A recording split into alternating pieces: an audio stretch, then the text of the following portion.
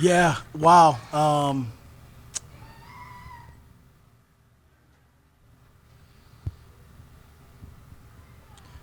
I've been doing this for a long time, and we're a sum total of the people we surround ourselves with, opportunities that you have, doors that are open, good teams, good players, good administrations, and I'm a Virginia guy, so to have been an assistant coach at 3 different places in Virginia, and then go back as the head coach there, it's a blessing. It's my father's dog tags. Past couple years ago, a military man that taught me everything to be, how to be a coach, what a father looks like with his family, a husband. And so I'm supposed to give back to other people. I know in this profession we count wins and losses. It's important. But I'm supposed to pour into other people and know that we all have to operate in our gifts. And what a great opportunity to celebrate with these guys, my family, team.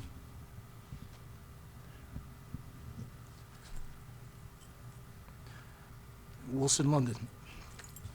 So,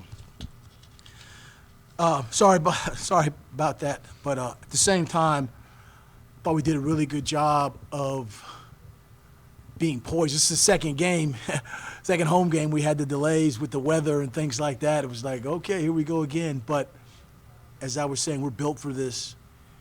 And these guys responded in a big-time way. I thought at the end of the half, they were 0 for 5 in third downs. We had done a good job hanging on to the ball, moving the ball. And as I look at the end for the stats, they were 3 for 11 in third downs. We weren't very good the game before, but we were 14 for 21. That's a big-time deal right there. You can hang on the ball, change field positions.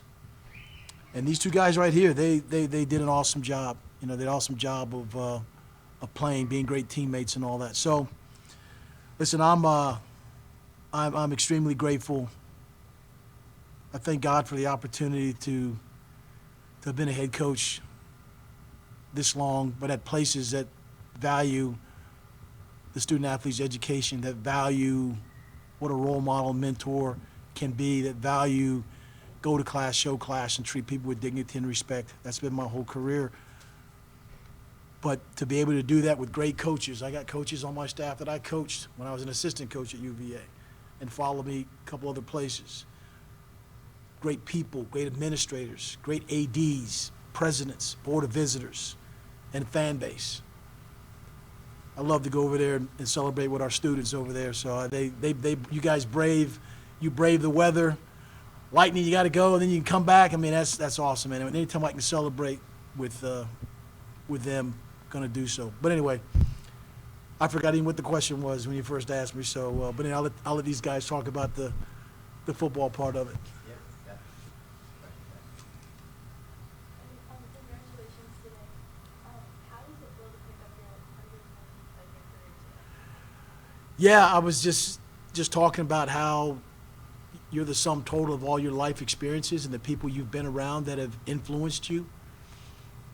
I'm a prayerful man. I'm a faithful man in terms of I've been a police officer, been trigger pulled and gun not go off. I've been a bone marrow donor to my daughter, saved her life when the odds were 10,000 to 1 that a parent could be a match to their own child. So there are things that have happened in this journey to the 100th win that it's important to me to give back, to be a servant leader, and enjoy the ride right now. You know, just enjoy the ride right now. You know, so feels great. Short answer, long answer to your question, but it feels great. Very blessed and humbled and honored. Coach London, you spoke about the team being poised. Another game where you guys give up very few penalty yards. You're one of the top teams in the CAA. How important is it to the team that you guys are able to reduce those, and how does it speak to how poised you guys are? Yeah, it's critically important because you hang on to the ball, or you extend your drives, or you don't allow them to extend their drives. There were a couple games last year we lost because of penalties and not having poise, being smart about things. And so that's been an emphasis for us because we were one of the top teams in the CAA last year in penalties, and the focus was on let your pads do the talking, develop a football IQ about the situation and circumstances, what's going on. And so these guys did a great job. I think we had 2 or 3 towards the end in the fourth quarter, which we shouldn't have, but we had 0, as I said, in the first half. And so when you can do that, then you're going to have a chance, chance to play and win games. And I was proud of these guys' effort on all 3 facets, offense, defense, and special teams. Yeah, Coach, this one's for you. Congrats on your 100th win again. As you said earlier, something that really stood out to me was the third down offense. I know that had been an issue the last couple of weeks. How did you guys address that in practice this week and set that straight? Yeah, sure. I mean, you could talk to these guys too. I mean, just kind of focusing on the details, the splits, the different looks, the coverages, the things that you see pre-snap, just all those things. And you want the sample size of what you've done. You want to continue to keep getting better. And when you're playing good teams, there's no error for just not doing what you need to get done. And so this was a fast and athletic team. And I gave it to Tyler and Coach October, the offensive staff, Jackson, that they ran the routes. They were in the right places where they're supposed to be. Man coverage, they did some things that allowed guys to catch. We talk about yards after catch. And so that's what happened, particularly on his long run. I didn't know he was that fast. This dude's fast, But it was pretty neat to watch, pay attention to the details, and then watch the success of that materialize. Thank you. Yeah. Yeah, one for Tyler. The stats speak for themselves. You had a great game. So how does it feel to get a bounce back win after the performance that you did? Yeah, it feels great. I mean, the emphasis going into this week was just the details of Coach London was saying is there's a lot of things that you don't see on paper that could have went different, and just going over the corrections and repping that all throughout all week and watching film, and we took that very seriously, and that caused us to have a great game today. Question for Jackson. Correct me if I'm wrong. I believe this is your first career touchdown, but also your second career touchdown. Correct. Can you describe that moment, what that feels like for you? It was absolutely amazing. Just getting that play from the sideline, the first touchdown. I knew it was coming to me. I knew how to make a play, and luckily that's what happened. So I was ecstatic. Yeah, this one's for you again, Coach. Luke Banbury had another great game today. Can you just speak to how important his presence has been for the defense this year and just being everywhere on the field? Yeah, Luke is a like-minded individual with these guys. He, comes from academic school, Cornell, transfers here. He wants to get involved with what a William & Mary degree and opportunity, networking opportunity can do for him. Smart player, tough player.